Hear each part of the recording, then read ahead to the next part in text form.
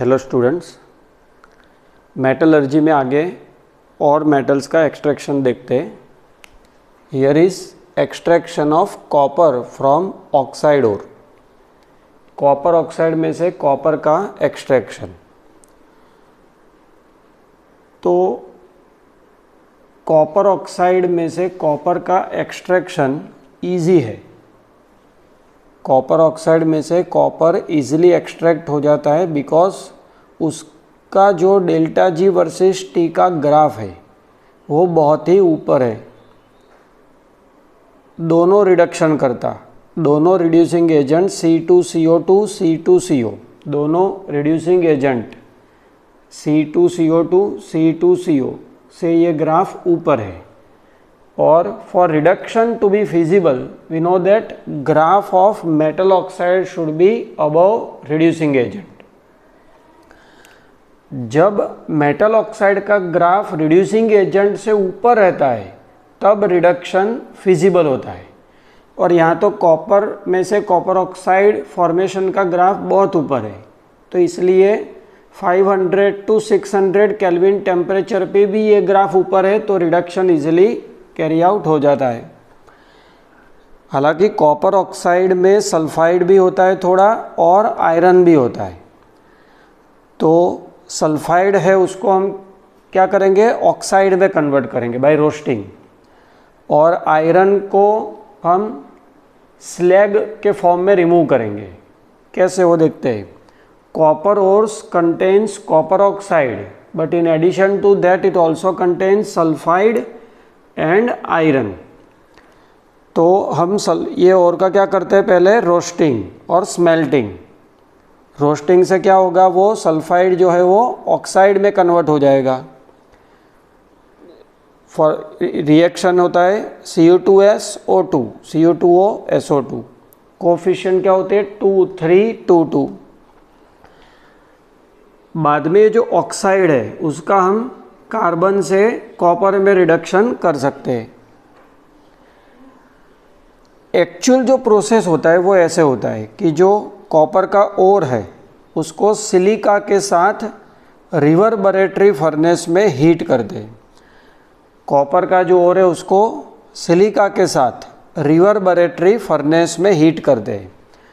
Silica क्यों add किया, as a flux. वो क्या करेगा, आयरन ऑक्साइड के साथ स्लैग फॉर्म करेगा और स्लैग के फॉर्म में ये रिमूव हो जाएगा। कॉपर आपको कॉपर मैटे के फॉर्म में मिलेगा। Now what is copper matte. Copper matte mixture होता है Cu2S और FeS का। Copper matte is a mixture of Cu2S and FeS। Copper matte is heated with silica. Copper matte को सिलिका के साथ सिलिका की लाइनिंग किए हुए कन्वर्टर में हीट कर दे। कॉपर मैटे को सिलिका के साथ सिलिका लाइंड कन्वर्टर में हीट कर दे तो उसमें आयरन सल्फाइड होता है, वो आयरन ऑक्साइड में कन्वर्ट हो जाता है और वो सिलिका के साथ स्लैग के फॉर्म में रिमूव हो जाता है। और कॉपर सल्फाइड कॉपर ऑक्साइड आपस में रिडक्शन करते हैं। Cu2S 2Cu2O, मतलब कॉपर सल्फाइड 1/3 लेना है और बाकी का 2/3 कॉपर ऑक्साइड में कन्वर्ट हो जाता है। और ये कॉपर सल्फाइड कॉपर ऑक्साइड का सेल्फ रिडक्शन होके कॉपर फॉर्म होता है। इसको बोलते हैं सेल्फ रिडक्शन या ऑटो रिडक्शन। तो कुछ ही मेटल्स है जिनमें ऑटो रिडक्शन पॉसिबल है, जैसे कि आयरन में ऑटो रिडक्शन पॉसिबल नहीं है। तो यहाँ कोक से रिडक्शन नहीं होता। कॉपर सल्फाइड कॉपर ऑक्साइड कब, जब सल्फाइड साथ में प्रेजेंट हो। अगर सल्फाइड नहीं है तो कोक से रिडक्शन हो जाएगा, बट अगर सल्फाइड है तो सल्फाइड ऑक्साइड आपस में रिडक्शन करके कॉपर फॉर्म करेंगे और वो कॉपर में से SO2 लिबरेट होगा, SO2 इवोल्यूट हो। तो आपने दाल उबलती हुई देखी है। जब दाल उबलती है तो उसमें से गैसेस बाहर निकलते हैं, तो उसकी सरफेस जो है वो ब्लिस्टर्ड हो जाती है, जैसे सरफेस के ऊपर ब्लिस्टर लग गए हो। तो कॉपर की सरफेस भी due to evolution of SO2 blistered हो जाती है, इसलिए ये कॉपर को ब्लिस्टर्ड कॉपर कहते हैं।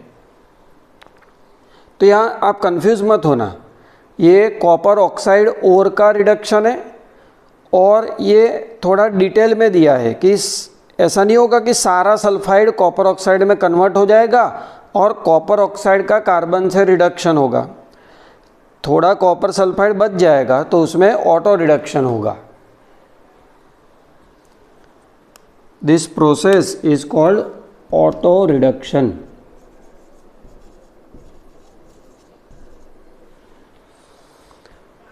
अब जिंक का एक्सट्रैक्शन देखते हैं जिंक ऑक्साइड में से।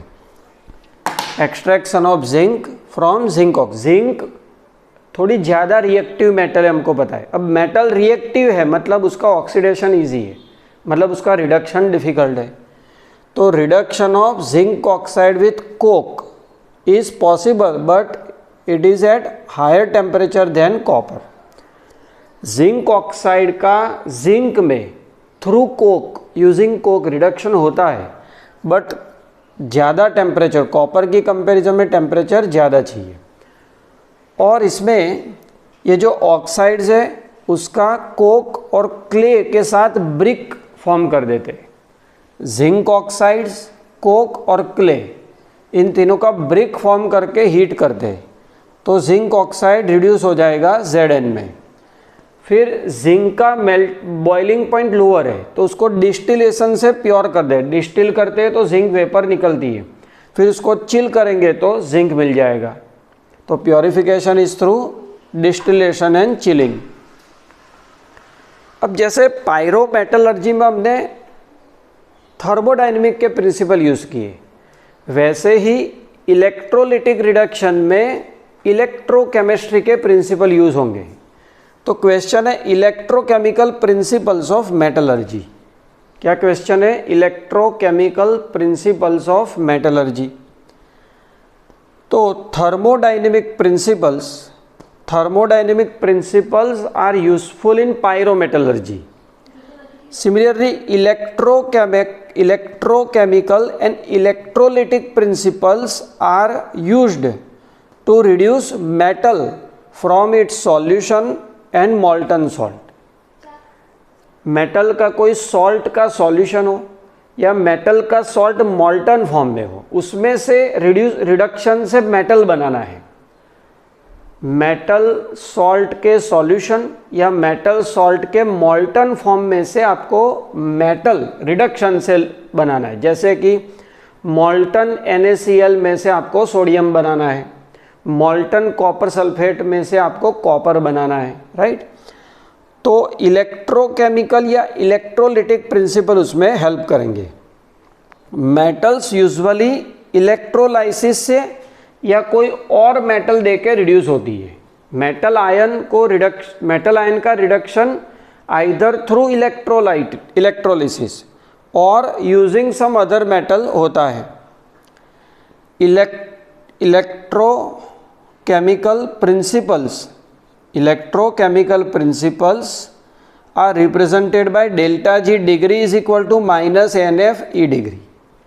इलेक्ट्रोकेमिकल प्रिंसिपल जो मेटलर्जी में हेल्पफुल है वो ये इक्वेशन से आप समझ सकते हो। इक्वेशन क्या है? Delta G degree is equal to minus NF E degree. Here N stands for number of electron passing through cell. N is number of moles of electron passing through cell. F is Faraday constant. E degree is difference of potentials of both the metal. एक तो जो metal जिनका हमें reduction करना है और जो metal reduction कर रही है, एक मेटल का रिडक्शन दूसरी मेटल करिए तो ये दोनों मेटल्स के रिडक्शन पोटेंशियल का डिफरेंस होता है E डिग्री। अगर मान लो रिएक्टिव मेटल है, मोर रिएक्टिव मतलब उसकी इलेक्ट्रॉन रिलीजिंग टेंडेंसी ज़्यादा होगी, मतलब उसको इजी ऑक्सीडाइज करना है, तो उसका रिडक्शन पोटेंशियल ज़्यादा नेगेटिव होगा। क्योंकि ऑक्सीडेशन इजी है तो ऑक्सीडेशन पोटेंशियल ज़्यादा पॉजिटिव होगा, रिडक्शन पोटेंशियल उसका ऑपोजिट है तो वो ज़्यादा नेगेटिव होगा, तो उनका रिडक्शन डिफिकल्ट है। फिर से more reactive metal have more tendency to release electron, so they are easy to oxidize, so they have more negative potential, so they are difficult to reduce. Reduction of metal ion by other metal. अब reduction अगर दूसरी एक metal ion है उसका reduction हम दूसरी metal से करते हैं तो उसमें कंडीशन है कि difference of two potentials of metal, difference of potentials of both metal should be positive. एक मेटल आयन का रिडक्शन हम दूसरी मेटल से करते हैं तो दोनों के रिडक्शन पोटेंशियल का डिफरेंस पॉजिटिव आना चाहिए।